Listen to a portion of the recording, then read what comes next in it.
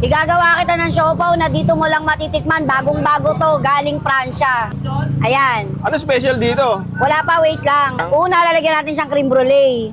Ano tawag? Creme brulee, social nga eh. Baka caramel sauce lang yan. Creme brulee. Lalagyan natin siyang keso galing New Zealand. Lahat kaya ng gamit namin dito mga pang social. Madam, yung ganyan lang talagang serving ha. Oo, ganyan yan. Meron pang isa na tayo. Ito isa. Yan. Ano Siopaw naman ulit. toppings na ito?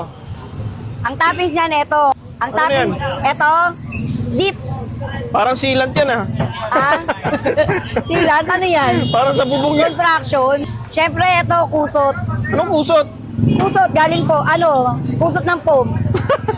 Magkano yung ganito? 20. Parehas na sila. Parehas na sila.